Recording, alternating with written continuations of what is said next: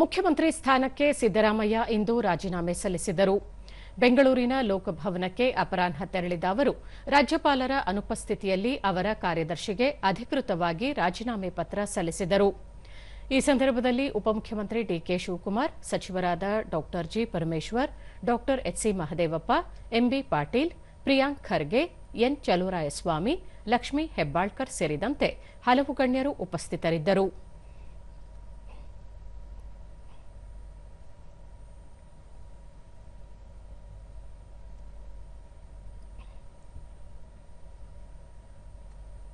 ಬಳಿಕ ಅಧಿಕೃತ ನಿವಾಸ ಕೃಷ್ಣಾದಲ್ಲಿ ಸುದ್ದಿಗೋಷ್ಠಿ ಉದ್ದೇಶಿಸಿ ಮುಖ್ಯಮಂತ್ರಿ ಸಿದ್ದರಾಮಯ್ಯ, ರಾಜ್ಯಪಾಲರು ಇಂದು ರಾತ್ರಿ ನಗರಕ್ಕೆ ಆಗಮಿಸಲಿದ್ದು ರಾಜೀನಾಮೆ ಅಂಗೀಕರಿಸುವ ವಿಶ್ವಾಸವಿದೆ ಎಂದರು. ಮಂಗಳವಾರ ದೆಹಲಿಯಲ್ಲಿ ಪಕ್ಷದ ಹೈಕಮಾಂಡ್ ಸೂಚನೆ ನೀಡಿದ ಅನುಸಾರ ರಾಜೀನಾಮೆ ಸಲ್ಲಿಸಿರುವುದಾಗಿ ತಿಳಿಸಿದ ಅವರು, ಮುಂದಿನ ಮುಖ್ಯಮಂತ್ರಿ ಆಯ್ಕೆ ಪ್ರಕ್ರಿಯೆಯನ್ನು ರಾಜ್ಯಪಾಲರು ಸಂವಿಧಾನದ ಅನುಸಾರ ಕೈಗೊಳ್ಳುವ ಭರವಸೆಯಿದೆ.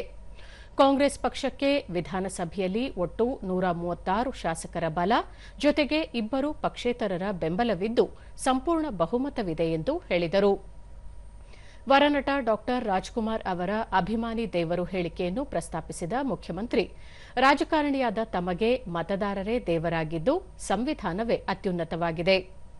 2013 ರಿಂದ 2018ರವರೆಗೆ ಹಾಗೂ 2023 ರಿಂದ 2026ರವರೆಗೆ 2 ಬಾರಿ ಮುಖ್ಯಮಂತ್ರಿಯಾಗಿ ಹಾಗೂ 2 ಬಾರಿ ವಿರೋಧ ಪಕ್ಷದ ನಾಯಕನಾಗಿ 7 ಕೋಟಿ ಕನ್ನಡಿಗರ ಸೇವೆ ಮಾಡುವ ಅವಕಾಶ ದೊರಕಿತು.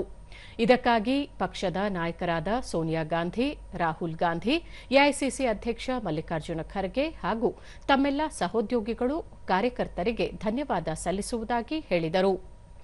ಯಾವುದೇ ರಾಜಕೀಯ ಹಿನ್ನೆಲೆ ಇಲ್ಲದೆ ಗ್ರಾಮೀಣ ಭಾಗದಿಂದ ಬಂದ ತಾವು ಮುಖ್ಯಮಂತ್ರಿ ಸ್ಥಾನಕ್ಕೇರಲು ನೆರವಾದ ಎಲ್ಲರಿಗೂ ಕೃತಜ್ಞತೆ ಸಲ್ಲಿಸುವುದಾಗಿ ಈ ಸಂದರ್ಭದಲ್ಲಿ ತಿಳಿಸಿದರು. ಸಮಾಜದ ಕಟ್ಟಕಡೆಯ ವ್ಯಕ್ತಿಯ ಅಭಿವೃದ್ಧಿಗೆ ಅಗತ್ಯ ಯೋಜನೆ ಜಾರಿ, 1.44 ಕೋಟಿ ಕುಟುಂಬಗಳಿಗೆ ಗೃಹಜ್ಯೋತಿ, ಶಕ್ತಿ ಯೋಜನೆಯಲ್ಲಿ ಮಹಿಳೆಯರಿಗೆ ಉಚಿತ ಬಸ್ ಪ್ರಯಾಣ ಸೇರಿದಂತೆ ಹಲವು ಜನಪರ ಕಾರ್ಯಕ್ರಮಗಳ ಅನುಷ್ಠಾನ ಮಾಡಿರುವ ತೃಪ್ತಿಯಿದೆ. ನಾಡಿನ ನೆಲ, ಜಲ, ಭಾಷೆಯ ವಿಚಾರದಲ್ಲಿ ತಾವು ಎಂದಿಗೂ ರಾಜಿಯಾಗಿಲ್ಲ ಎಂದು ಸಿದ್ದರಾಮಯ್ಯ ಹೇಳಿದರು. ರಾಜ್ಯಸಭೆಯ ಸ್ಥಾನಕ್ಕೆ ಪರಿಗಣಿಸುವುದಾಗಿ ಪಕ್ಷದ ವರಿಷ್ಠರು ತಿಳಿಸಿದ್ದರೂ ತಮಗೆ ರಾಷ್ಟ್ರ ರಾಜಕಾರಣದಲ್ಲಿ ಆಸಕ್ತಿ ಇಲ್ಲವಾದ್ದರಿಂದ ವಿನಮ್ರವಾಗಿ ನಿರಾಕರಿಸಿದ್ದಾಗಿ ಸಿದ್ದರಾಮಯ್ಯ ತಿಳಿಸಿದರು. ತಮ್ಮ ಶಾಸಕತ್ವ ಅವಧಿ ಇನ್ನೂ 2 ವರ್ಷ ಉಳಿದಿದ್ದು ರಾಜ್ಯದ ಸಕ್ರಿಯ ರಾಜಕಾರಣದಲ್ಲಿ ಮುಂದುವರಿಯುವುದಾಗಿ ಹೇಳಿದರು. ಎಲ್ಲ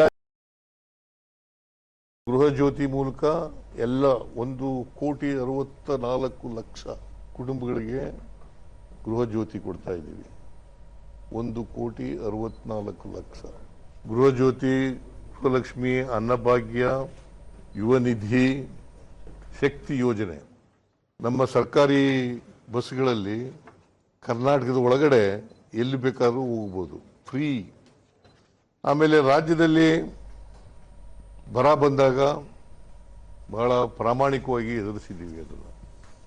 ಈ ನೆಲದ ನೆಲ, ಭಾಷೆ ಮತ್ತು ನೀರು, ಜಲ, ನೆಲ, ಭಾಷೆ, ಇದರಲ್ಲಿ ಯಾವತ್ತೂ ಕೂಡ ರಾಜಿ ಆಗಿಲ್ಲ, ಬಿಟ್ಕೊಡ್ತಕ್ಕಂಥ ಪ್ರಶ್ನೆನೇ ಇಲ್ಲ.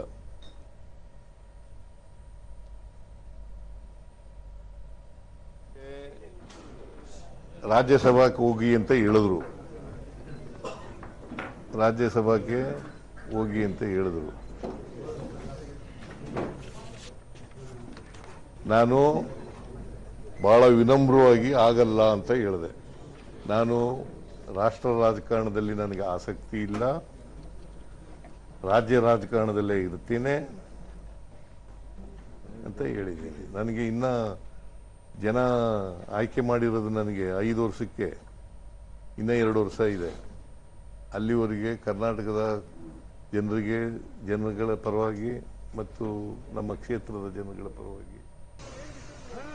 ರಾಜೀನಾಮೆ ಸಲ್ಲಿಕೆ ನಂತರ ವಿಶೇಷ ವಿಮಾನದ ಮೂಲಕ ಸಿದ್ದರಾಮಯ್ಯ ದೆಹಲಿಗೆ ತೆರಳಿದರು.